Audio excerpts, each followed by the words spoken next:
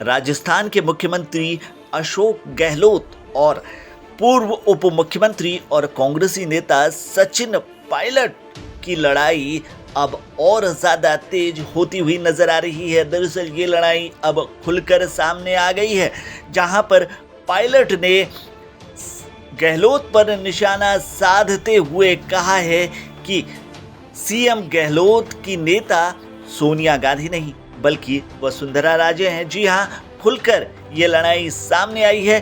Gehlot pilot की लड़ाई में सचिन पायलट ने कहा है कि मैं अब नाउम्मीद हूं। जी हां, राजस्थान प्रदेश की राजनीति में एक जबरदस्त ट्विस्ट आता हुआ नजर आ रहा है, जहां प्रदेश के मुख्यमंत्री अशोक गहलोत और कांग्रेसी नेता सचिन पायलट की लड़ाई अब खुलकर सामने आती हुई नजर आ रही है। आपको बता दें कि गहलोत उदयपुर के दौरे पर हैं और माउंट आबू में आए हुए राहुल गांधी का उदयपुर एयरपोर्ट में स्वागत कर रहे हैं। दूसरी तरफ जयपुर में सचिन पायलट की प्रेस कॉन्फ्रेंस होती है, जहां गहलोत के आरोपों पर खुलकर जवाब देते हुए नजर आते हैं सचिन पायलट। आपको बता दें कि इससे पहले गहलोत ने रविवार को धौलपुर में पायलट कैंप के विधायकों पर सियासी संकट के वक्त 10 से 20 करोड़ रुपए लेने का आरोप लगाया था। गहलोत ने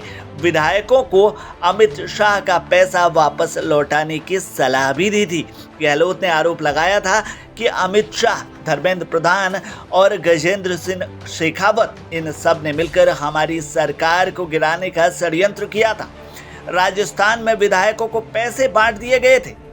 ये लोग यानी कि सचिन पायलट कैंप के लोगों ने पैसा वापस नहीं लिया है और मुझे चिंता लगी हुई है कि ये वापस पैसा क्यों नहीं ले रहे हैं, ये पैसा वापस क्यों नहीं मांग रहे हैं। वहीं गहलोत ने पूर्व मुख्यमंत्री और बीजेपी नेता वसुंधरा राजे और कैलाश मेघवाल की तारीफ की थी और कहा था कि उनकी वजह से राजस्थान में कांग्रेस की सरकार बची हुई है। हालांकि वसुंधरा राजे ने इसका खंडन किया है। वहीं आज जयपुर में सचिन पायलट ने अब कहा है कि पहली बार देख रहा हूं कि कोई अपनी ही पार्टी के सांसदों और विधायकों की आलोचना कर रहा है। भाजपा नेताओं की तारीफ हो रही है। उन्होंने कहा कि भाजपा नेताओं की तारीफ और कांग्रेसी नेताओं का अपमान मेरी समझ से बाहर है।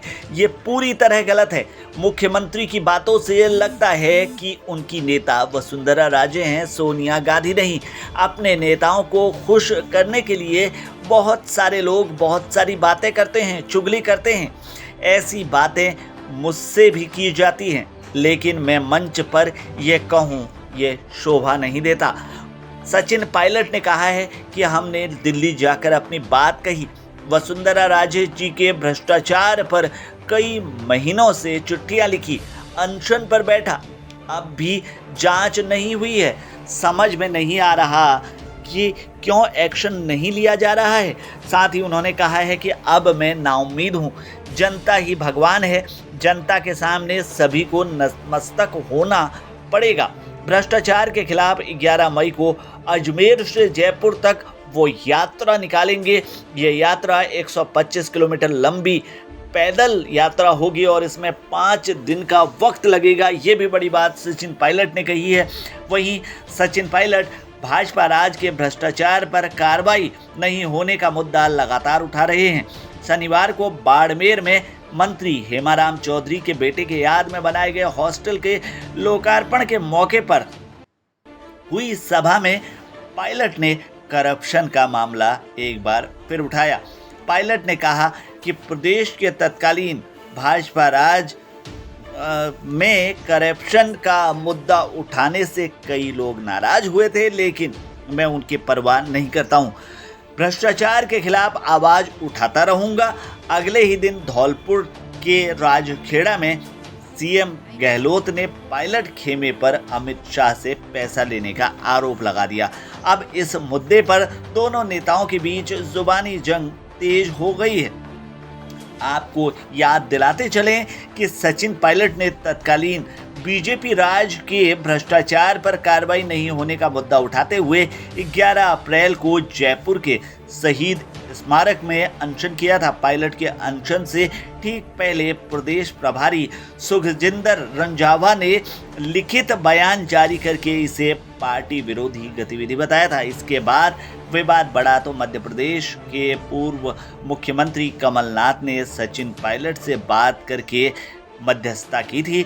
पायलट के अनशन को पार्टी विरोधी बताने पर उठे विवाद को शांत करने के लिए इसे ठंडे बस्ते में डाल दिया था, लेकिन अब ठंड पड़ी चिंगारी फिर से सुलगती हुई नजर आ रही है और फिर से जहां भ्रष्टाचार के मुद्दे को लेकर अशोक गहलोत पर निशाना साधते हुए नजर आ रहे हैं सचिन पायलट, तो वहीं सचिन पायलट के खेमे के विधायकों पर बड़ा आरोप जो है मुख्यमंत्री अशोक गहलोत ने लगाया है।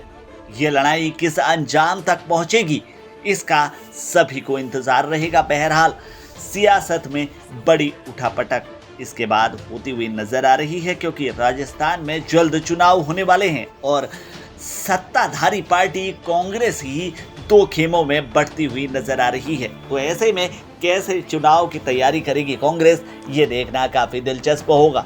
फिलहाल के लिए इस खबर में इतना ही। बाकी खबरों के लिए बने रहिए हमारे साथ, देखते रहिए हमारे चैनल को, क्योंकि यहाँ मिलेंगी आपको तमाम बड़ी खबरें।